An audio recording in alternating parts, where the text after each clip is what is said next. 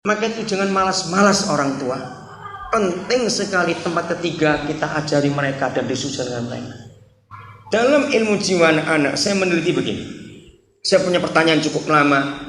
Mengapa semua bayi kalau mereka lagi tidur tiba-tiba bisa nangis sendiri? Pernah lihat itu? Nggak ada apa-apa. Nangis. Nggak lama dia tertawa. Jangan bilang anak itu gila. Enggak. Bukan. Ternyata ilmu jiwa anak-anak meneliti semua balita itu sehari bisa mimpi lebih 20 kali, sudah. Mengapa balita harus banyak mimpi?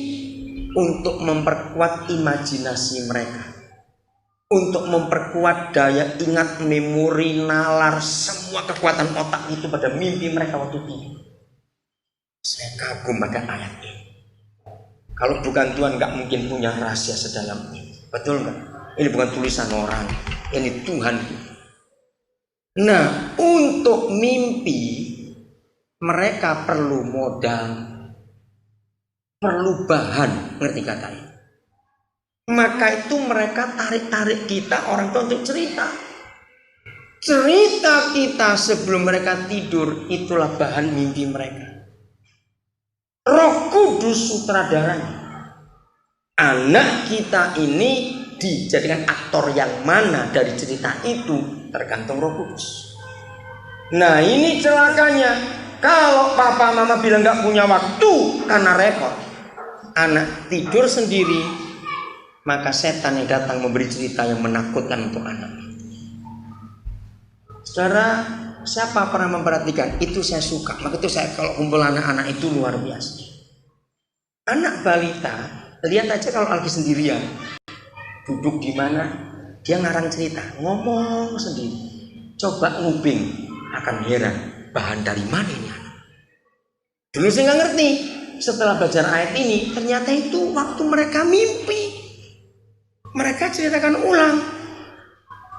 Wah, luar biasa. Begitu, jangan tolak pendidikan di tempat tidur. Katakan amin. Yang keempat gimana? Apabila engkau bangun. Nah, waktu anak-anak bangun tidur perlu ditemani. Maka itu mengapa semua balita kalau bangun tidur pasti nangis. Cari mana mamanya? Mana? Karena dia perlu mama ini, perlu orang tua. Dia akan cerita. Mimpi apa di tidur tadi? Coba saudara tanya dia, kenapa kamu? Nanti dia cerita. Nah, waktu dia cerita, itulah pengajaran yang luar biasa. Dan ternyata ilmu jiwa anak-anak berkata begitu. Semua mimpinya anak-anak itu pasti punya arti. Dan akhirnya waktu mereka dewasa, setiap mimpi mereka itu jadi seperti pasal. Sudah tahu pemahaman bongkar pasal? Pasal ya. Itu ada berapa ratus keping. Nah, tiap mimpi itu satu kepingan.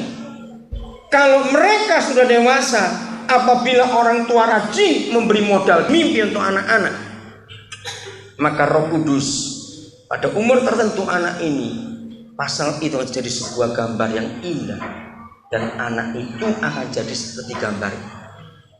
Sama halnya, kalau anak itu nggak punya orang tua, setiap tidur roh jahat yang datang, sama itu pasal.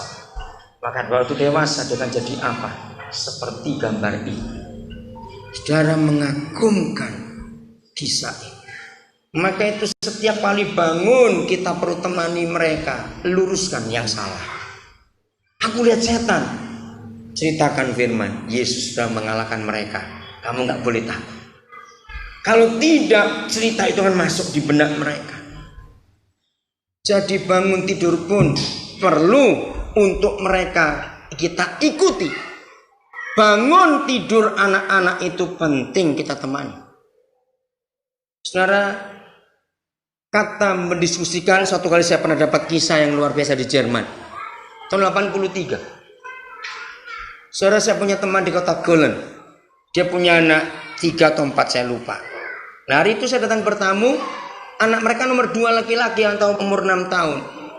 Saya kagum. Ada diskusi dengan papanya. Ternyata kisahnya begini. Saya belajar betul. Hari itu papanya lagi masang paku di dinding untuk gantung lukisan yang baru dibeli. Tiba-tiba anak ini masuk ke ruang tamu. Nyeletuk, "Pak, jangan di situ, di bawah saja." Saya terharu. Kalau kita orang timur, anak kecil ngerti apa kamu? Betul nggak? Itu sikap kita. Tapi papa ini tidak. Jadi kamu mau taruh di bawah. Ayo kita lakukan. Kamu tunjukkan tempatnya di mana. Saya pikir ini orang tua luar biasa. Namanya kecil, di situ. Dia tunjuk saja. Baik. Dia suruh anaknya ngangkat juga bareng papanya. Ayo kita angkat ke situ. Mana? Situ, Pak. Baik. Dia taruh di situ bersama anaknya. Nah, terus dia ajak anak. Sekarang kita ke pintu masuk. Dia ajak bawa anaknya mundur ke pintu masuk dari ruang tamu. Nah, lihat. Kalau kamu milih letakkan di bawah, tamu-tamu nggak bisa lihat gambar itu. Anak itu garu-garu kepala, saudara. Nggak ada kata-kata apa-apa, cuma senyum. Saya terharu. Dan saya percaya anak itu akan ngerti hal itu sampai dia mati nanti. Bahwa lukisan nggak boleh taruh di bawah, harus di atas. Di situ saya belajar ayat ini. Diskusikan apa saja dengan anak-anak. Jangan direndahkan. Anak kecil ngerti apa? Bodoh kamu. Jangan. Terima pendapat mereka sekonyol apapun pendapat itu. Ngerti kata ini, saudara? Karena mereka belum ngerti, diskusikan. Betapa indahnya kalau semua orang tua menggenapi firman ini. Bangsa ini akan diberkati luar biasa. Karena lahir anak-anak yang hebat itu tadi. Karena orang tua yang tahu kebenaran. Betul nggak, saudara? Orang tua yang tahu kebenaran. Dan hukum itu kita perlakukan. Maka itu teliti firman, bukan cuma untuk urusan surga neraka saja. Ada banyak urusan-urusan di dunia ini dalam Alkitab ini yang kita bisa pakai dalam hidup sehari-hari. Dan kalau kita gunakan hukum-hukum ini, orang kan kagum, buku mana yang kamu pakai? Ini satu-satunya buku yang luar biasa. Mengerti sekarang, saudara? Inilah kebenaran yang dahsyat sekali dalam kehidupan kita. Orang tua punya peranan penting. Karena manusia itu makhluk meniru. Jadi orang tua jangan sekali lagi bertanya tanpa salah.